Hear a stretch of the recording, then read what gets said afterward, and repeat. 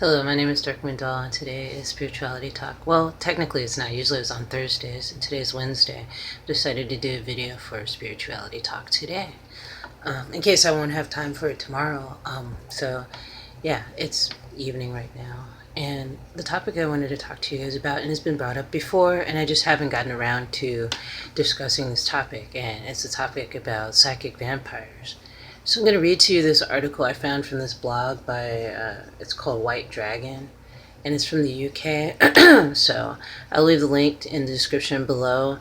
And I know a little bit, well, not a little bit, a lot about psychic vampires because I've come across them a lot, and recently I have. So I'm going to read this to you, and tell me if you have come in contact with one and you had some trouble with trying to get away from them or avoid them, or what happened.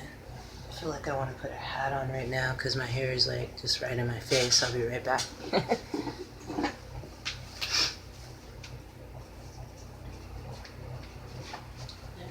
Bumblebee hat it is. So yeah, here we go. We're back here. There. Way I can see you guys instead of having hair in my face. But yeah, I'm gonna get right into it, and I hope you guys enjoy it. And feel free to leave your experiences with psychic vampires. I'd like to hear what you have to say about that. So here we go: Psychic Vampires and How to Deal with Them by Dr. Van Numich. Okay, so this was published in 2001 at Old Imbolc. That's it's a pagan holiday that's celebrated. I can go into that further in another video. But so throughout recorded history and probably back beyond that, the idea of the psychic vampire has haunted mankind's dreams. Strange mythical creatures who lurked in the darker recesses of the human mind. These beings were thought to sap the energy of living mortals, reducing them, unless stopped, to shadows of their former selves. People who, for no apparent reason, become continuously tired, listless, lethargic, were often thought to have been visited by vampires or evil spirits. Let's scroll down here. The medieval Christian church, always eager to give shape and form to such things as a means of keeping their congregations in line, called them incubi and succubi, male and female forms of evil demons, medieval psychic vampires, to which they added a sexual context. Anyone having dreams of sexual nature were said to have been visited by either an incubus or a succubus, who planted the sinful ideas in the minds of weak mortals as a means of ensnaring them. The psychic vampire is, of course, a very close relation to the more widespread and popular blood vampire that appears in literature, film, popular drama, the epitome of which is Count Dracula. The principle remains the same, from physical blood-lusting vampire to psychic energy-grabbing vampires, in that the Count drains the life force through the actual physical blood, whereas the psychic vampire is more subtle, draining the life force by destroying the will of its victim. In many ways, the typical vampire scenario, such as Count Dracula, casts the vampire in the role of ultimate incubus. It is a creature of the night, darkness, evil in human form. Its victims are invariably young, attractive women, although it is not averse to the odd male now and again, should the need arise or should there be no other available source. Like its cousin, the psychic vampire, who is not so fussy as to the gender of its victims, Dracula and his like are after your mortal soul. By killing its victims either actually or metaphorically, it makes you its slave, doomed and damned spiritually, morally and physically, to spend eternity feeding off others to perpetuate the species. Each new convert becomes a soldier in the legions of the damned, another servant for the master. The history of vampirism is a long one, and no one can say with any degree of certainty where the idea originates. Bram Stoker penned one of the first in a long line of descriptions of this beast as a tall, thin man, all in black, with a waxen face, high aquiline nose, parted red lips with sharp white teeth showing between. In this modern day and age, it would be easy to dismiss such ideas as stemming from illnesses and diseases, which we may now understand, but which our ancestors would have had no concept of. I'm going to have something to drink. I have a bottle of water. It's a hot day today. Stay hydrated if you're somewhere hot. Let's see. Where was I? Okay. Can't remember where it was. Okay.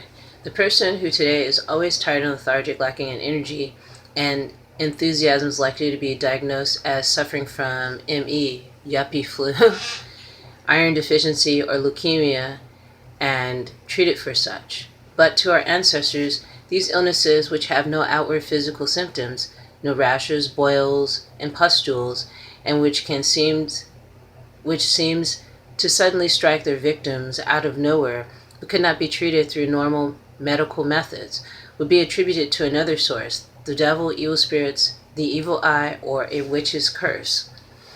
As a result, these illnesses assumed a spiritual aspect. Anything that could not be otherwise explained away was attributed to Satan and his legions of demons, all of whom were hell-bent, no pun intended, on doing their master's bidding and trapping the unsuspecting victim by sapping their will to resist. And so the whole mythology of vampirism began to grow. But to dismiss the whole idea of vampirism, psychic or otherwise, as being nothing more than an uneducated explanation for things which could not otherwise be explained, is perhaps being oversimplistic. Could vampires, especially psychic vampires, actually exist today in this modern scientific age? The answer surely has to be yes. So let's scroll down. Think about it. We probably all know someone whose company we find difficult, not because they're necessarily unpleasant or because we simply can't get on with them, but because they leave us feeling tired and drained for no apparent reason. Yeah.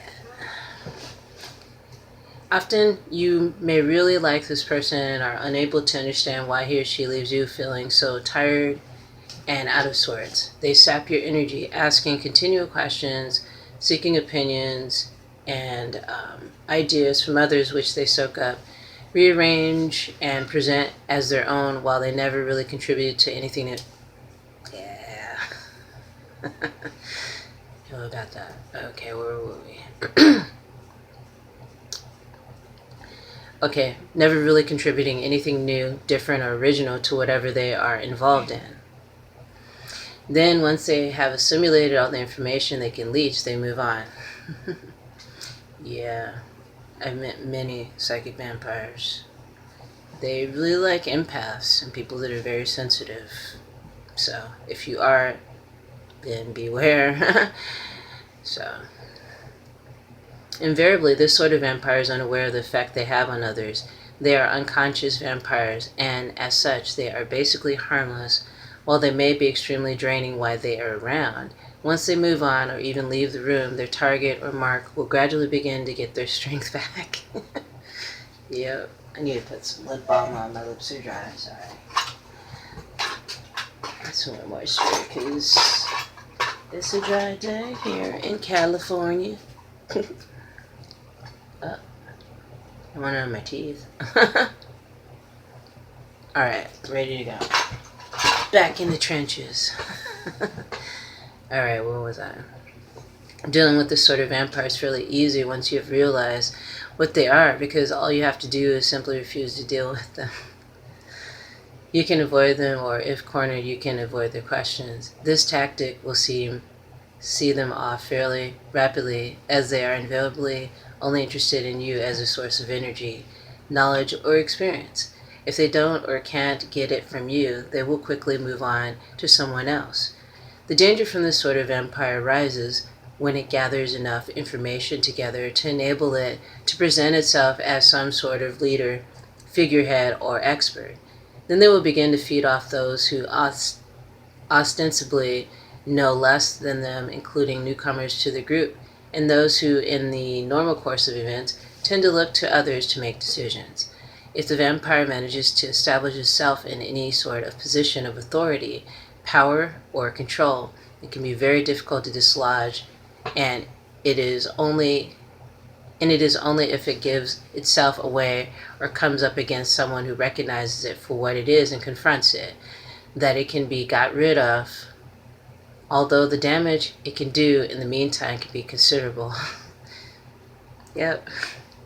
For more difficult to deal with and far more dangerous is the psychic vampire who knows exactly what it is doing and why it is doing it, because by the time anyone realizes what's going on, it can be too late. Yeah, definitely. The intentional psychic vampire will select a member of a group who it identifies as being both significant to the group, well-liked, popular, yet is also vulnerable in some way, perhaps having just had a serious illness, an upsetting career change, house move, nasty divorce, or death in the family. I'm laughing because I can't. Yeah, I can relate to having contact with psychic vampires more than once in my life. Yep. So where was I? But more significantly, it will gradually isolate the individual from the group socially and emotionally by making their mark or target dependent on it and it alone. The psychic vampire will also court the leader of a group and do everything it can to appear to be a positive influence upon the group until the leader seems to rely on the psychic vampire so much so that he or she cannot make any decisions without consulting it first. Yep, that's how they work.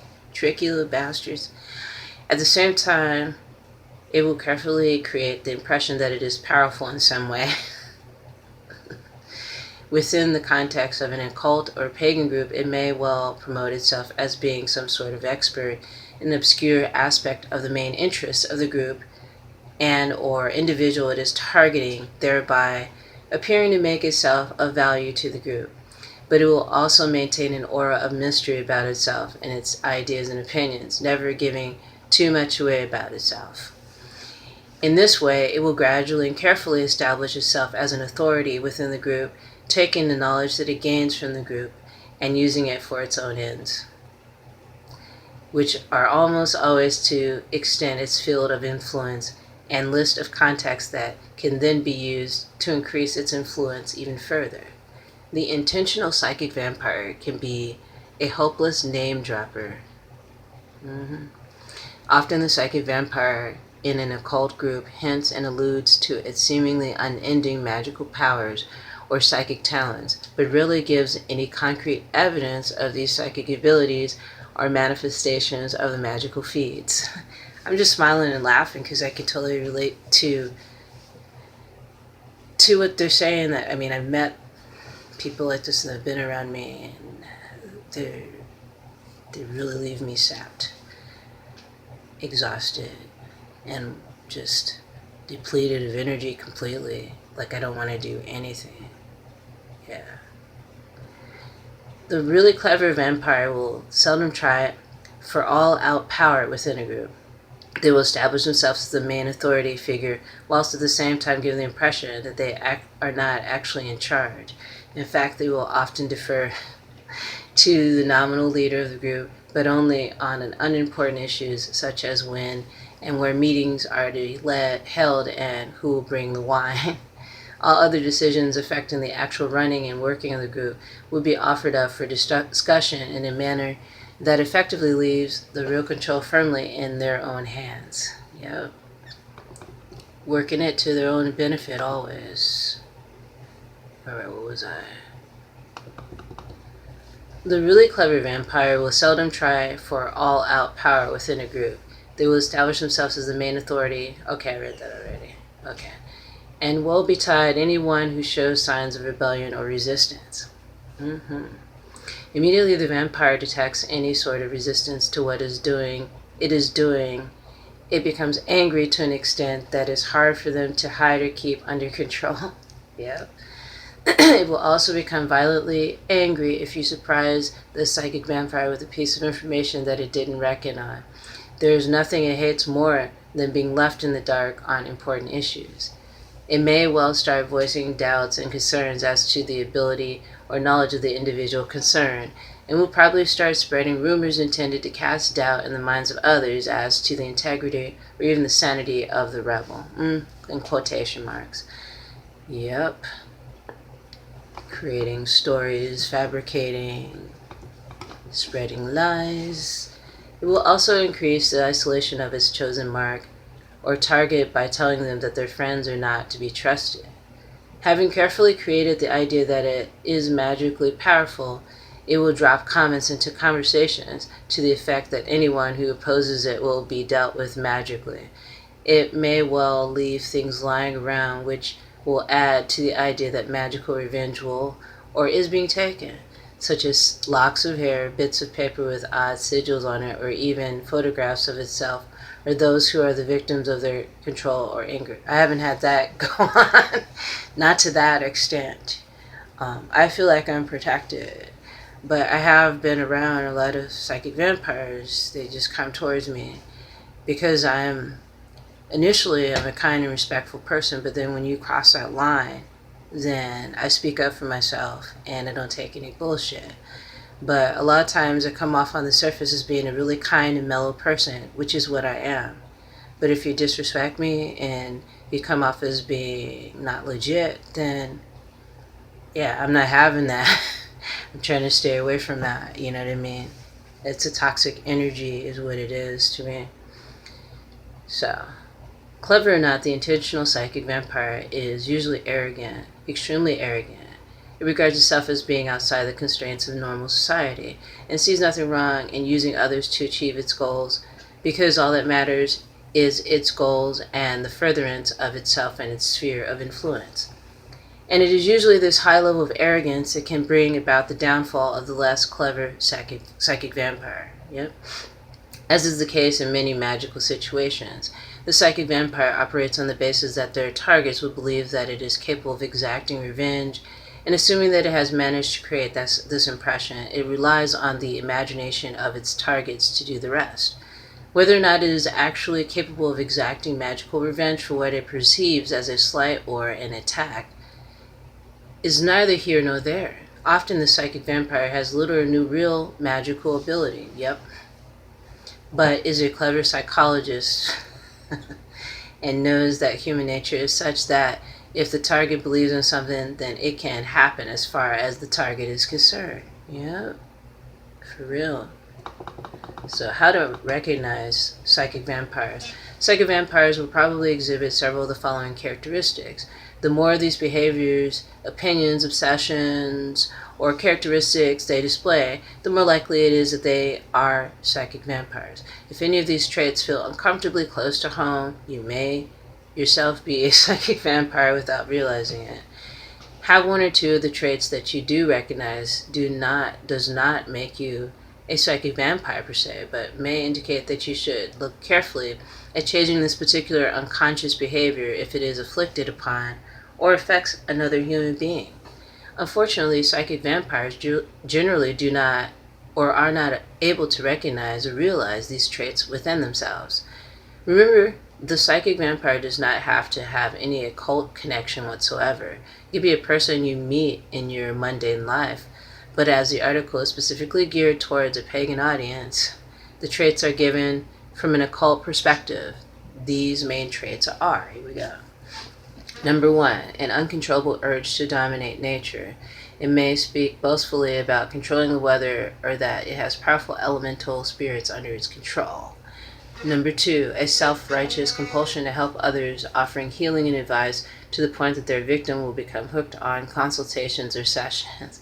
In a lot of cases, it's not funny, but I can see that happening easily with a lot of people when they're wanting somebody to help them. And if they're desperate enough, there's people out there like psychic vampires that'll take advantage of the desperate, you know. So I have some more water here. Thirsty. Running low on water.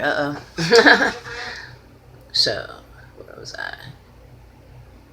Okay, so in a lot of cases, the psychic vampire offers no help at all, causing the victim to be entirely dependent upon the psychic vampire's aid.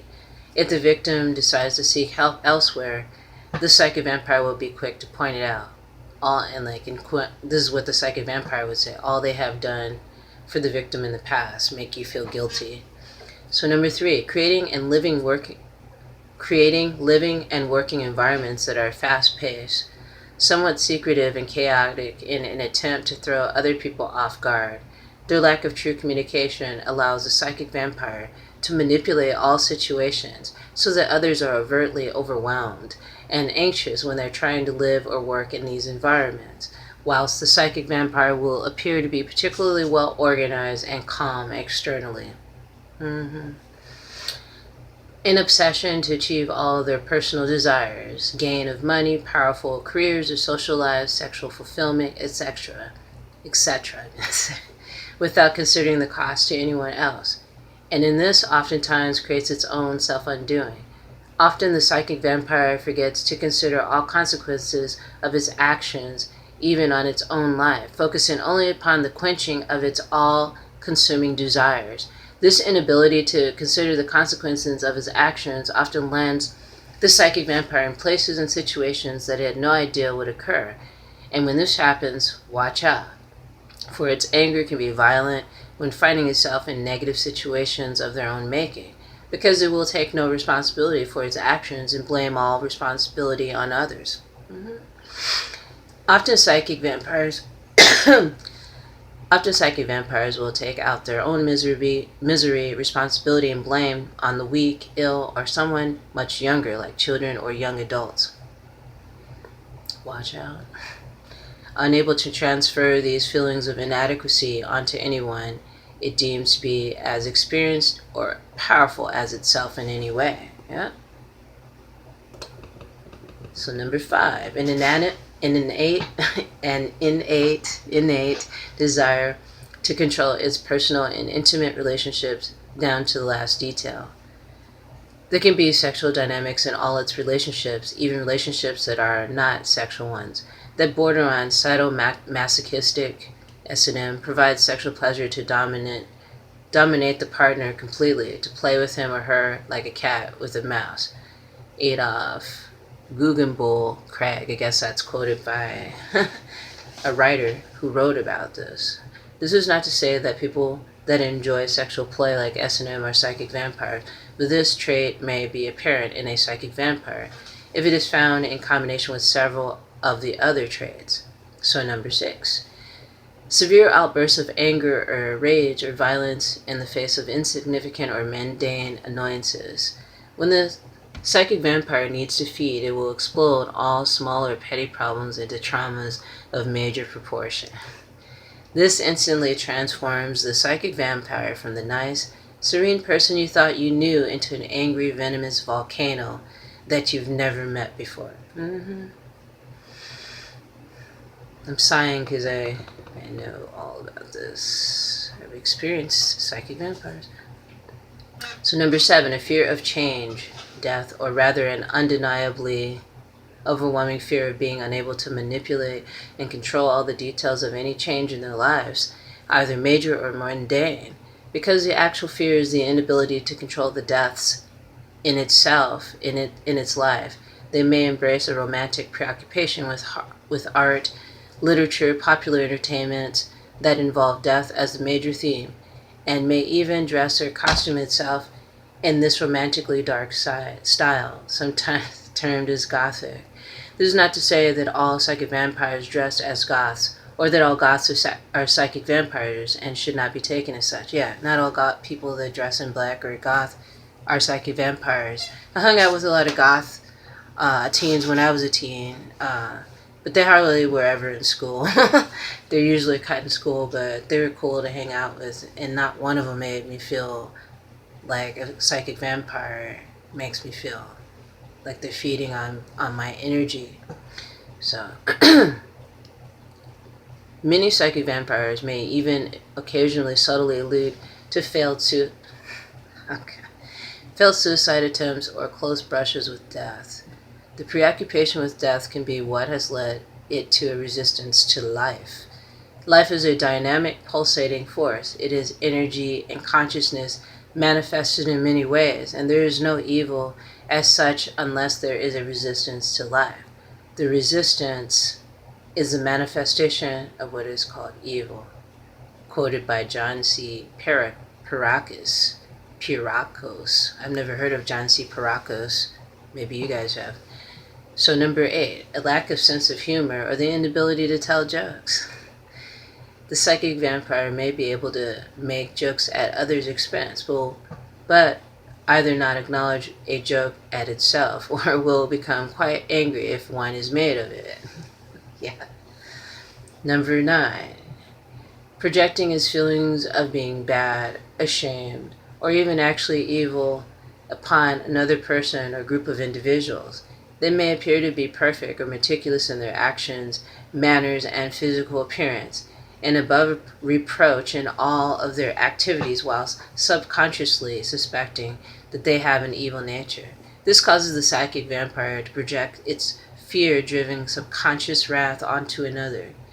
If this is the case, you may hear the psychic vampire say things like this: I am totally innocent and justified in my action, whilst they are guilty and bad, wrong in everything that they do. Yeah, I recently experienced that. Someone saying that's kind of shit. So anyway, I simply inform others of the truth, and they lie and use propaganda. I am only defending myself. They are making my life continually a misery. There is no conclusive physical description of the psychic vampire because anyone could be one, whether they know they are or not. If you found yourself thinking that some of these above traits seem very familiar to you, then turn around and look for the psychic vampire among your circle of associates, for they may be close by. Or if these traits hit even closer to home, then perhaps you should go and look into a mirror to see if you can find the reflection of the psychic vampire looking back. I don't think a psychic vampire would be reading this, first of all. For unlike the fictional blood vampire, the psychic vampire can see the reflection in a mirror if only they'd look hard enough. Yeah, that's the whole point. Will that happen, in a lot of situations? It won't happen. So where's that? I recently came across a case where precisely this had happened. The psychic vampire locked onto a member of a largely social group who could offer them an in to what it thought may be an influential occult group. Other members of the group came to question what was going on and confronted the psychic vampire, whose reaction was to do exactly what has been outlined above. It persuaded his victims that his friends were not to be trusted, made unspecific dark threats against other members of the group, and left apparently magical calling cards, in rooms where they had been staying. Understandably, the victims of this unpleasant attack were concerned and mentioned the matter to me. So how does one deal with a situation of this nature? Let's go there. We're going there. If my phone keeps recording, we're going there. How to deal with psychic vampires. In the main, the intentional vampire depends on the belief that their targets or victims will believe that it is capable of exacting magical revenge. Remove or reduce that belief, and its power, such as it is, can be greatly reduced, if not destroyed altogether. Thought of others cannot penetrate our consciousness and compel us to act contrary to what we conceive of as good actions if our own motives oppose them. And this is quoted by someone named Ralph M. Lewis. If you have little self-confidence in facing a psychic vampire and think you might be especially vulnerable, then you can actually help this psychic vampire to influence or control you in some way. This type of thinking can be very dangerous. Yeah, belief is the dangerous factor. If you believe that the psychic vampire can manipulate you magically or infest your dream state, then you will open the door to them just as readily as Mina invited Count Dracula into her home. Yeah. For real. All thought is vibratory, regardless of its content, positive as in healing energy or negative as in cursing or abusive energies. Adverse thoughts can be extended from a psychic vampire or a mean-spirited individual onto you. Yes, it can and does happen. To ignore the fact that it occurs is nearly as dangerous as believing in the psychic vampire's abilities to control your thoughts and actions. Depending on the talents and abilities of the psychic vampire, their thoughts can reach out to others. Just keep firmly in mind that your own thoughts are far more important and strong within you than any thoughts that others place upon you. You must not allow psychic vampires to have any kind of control over you by handing it to them on a silver platter. Just refuse to let them in. Word up. Stay strong. Seriously, stay strong with that. It's okay. So if you simply refuse to accept that the vampire can harm you and actually believe this to be true, then little or no harm can come to you, and the psychic vampire's efforts will either dissipate into the ether or, having nowhere else to go, will return to the sender, the vampire, the psychic vampire. Yep. Push that energy right on back to that bastard. I don't like psychic vampires. They just sap you dry. It's fucked. Okay, I went too far. I scrolled up too far. Here we go. This may seem simplistic, but it works, and the rebound can cause considerable problems for the psychic vampires, who will find themselves beset by the troubles they have tried to cause for others. However, it takes a strong mind to adopt this sort of attitude, and in cases where the powers of the vampire are genuine, more practical defense mechanisms might be needed. If you feel you are particularly vulnerable to the thoughts or actions of another, then it is very important for you to act in your own defense. Others can help you, but you must make an effort as well. Yeah, totally. This is something the psychic vampire rarely considers, that you will be able to defend yourself. And so your actions in reversing their influence over you will even that more strongly and rapidly manifest it. Most people will have heard of the law of threefold return, a basically Wiccan concept that says that whatever the sender sends out, whether it be good or bad, will return to them threefold. There are various formulas for using this, but one of the most effective I have ever come across was told to me by a close friend. Its simplicity is really good, rather good. If you think that you are the target of malicious magic, whether or not you know who is sending it, simply say this 3 times. Whatever it is you sent to me, I send it back 3 times 3. Don't mess with me, don't mess with me, don't mess with me. Yeah, try that if that's going on with you. See what happens. The stronger you say it, the louder you say it, the more powerful it'll be. The word mess replaces the 4-letter word used in the original version as told to me, which was far more emphatic and began with the letter F, but the principle remains exactly the same.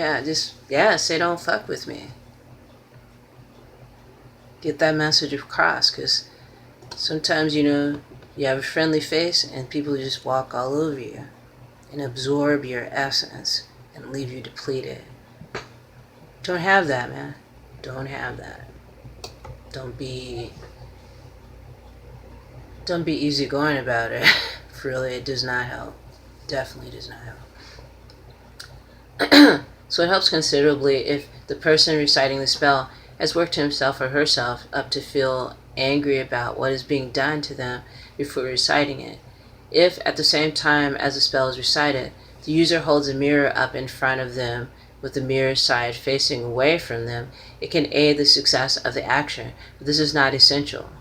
That's pretty cool, though. It's acting it out kind of thing, Alternatively, if you are particularly good at visualization, you can instead picture in your mind's eye mirrors all around you, covering you, reflecting outwards from you in all directions, whilst repeating the above charm. It goes without saying that if the victim knows whom the vampire is, then he or she should visualize the face of the psychic vampire as strongly as possible onto the reflective part of their protective mirrors while reciting the spell. That's a good idea. Definitely. It can also help if the psychic vampire is made aware of the fact that you are on to them, even if you do it anonymously, if you know for a fact who the psychic vampire is. But do not specifically aim the work on any individual that you do not know for sure is a psychic vampire, for the spell can rebound back on you if the individual you are focusing upon is innocent. Yeah, that's good advice. You may learn a trick from hoodoo and voodoo practitioners who believe that a spell will not work unless the person it's aimed at knows that the spell has been done. You may send the known psychic vampire their magical calling card back encased in a box of sea salt. You might send them the ashes from a handwritten charm in a plain envelope.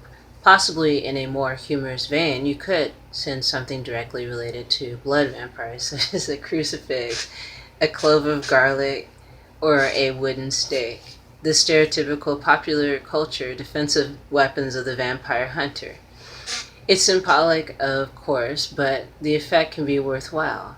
This kind of action tells the psychic vampire that you are onto it and warn it to be careful, that you may not be the soft target that it had assumed you were. Either that or that you've got help from someone who is more adept than it is. Other actions that can be utilized include a traditional folklore one based on Romani legends surrounding blood vampires.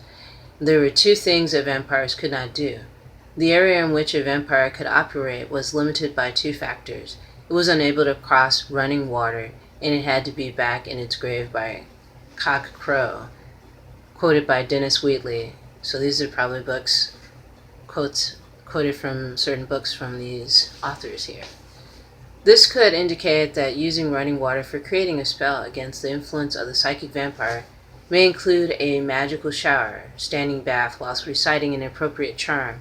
It may also suggest that spells against psychic vampires ought to be performed in darkness, the nighttime, for them to be more successful.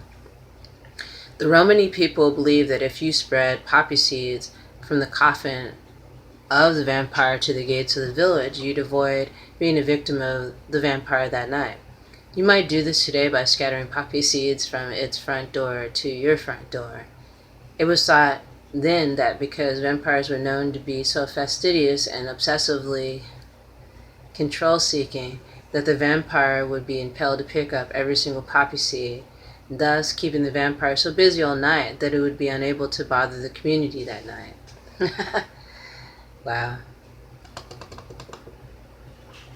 You could, if you have one, send it a photo of itself with some magical markings, symbols, or sigils on it, if this can be done of your own construction that it won't recognize or understand.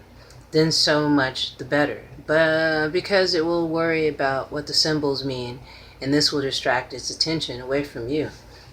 If you are unfortunate enough to suffer from bad dreams as a result of the psychic vampire's attentions and suspect that it may be responsible, bearing in mind the psychology involved, then simply put some sea salt crystals under your mattress and inside your pillow slip, keeping your intent firmly in mind when you do so. Sea salt in general is very purifying, cleanses you. A lot of people like to take a sea salt bath before they do a ritual for, like, say, summer solstice, winter salt, the big, what I consider relevant holidays that are in tune with nature, with Mother Earth. So sea salt is very, very effective. I used sea salt once when I had to cleanse my house that I lived in. It wasn't my house, it was a house that me and my family were renting. And this was years and years ago. And I got instructions on how to cleanse the house. One of the things was putting sea salt around the house, on the outside of the house. But yeah. And some other things that I did, but if you want to know about that, leave it in the comment section below. It was very effective. So, so where was I? Okay, we already talked about the sea salt, right? Okay, what we got here. So here we go. So help for psychic vampires. Is there help for these people? Is there help? The line dividing good and evil cuts through the heart of every human being. And who is willing to destroy a piece of his own heart? So it looks like my phone needs to be recharged. So, let's see, do I have a charger in here? I hope so. That would suck. But anyway, guys, thanks for joining me today for today's show, Spirituality Talk, talking about psychic vampires. Thanks for subscribing to this channel. Thanks for the likes and shares. And thank you for your kind comments. Leave your comments down below and let me know if you've encountered a psychic vampire or two and what you did to stay away from them or get them out of your life or whatever. I'm curious to know how people have dealt with them, because I've encountered psychic vampires all my life. And like I said, I think a lot of people that are sensitive, empathic, very psychic themselves tend to attract those kind of people. And if you're really sensitive and normally a really chill person and mellow, you tend to attract those kind of energies, unfortunately. But the more aware that you are that these energies are coming towards you, then you know how to protect yourself. So, thanks for joining me, you guys. Brightest blessings to you all, and I'll see you soon. Uh-oh. It won't stop.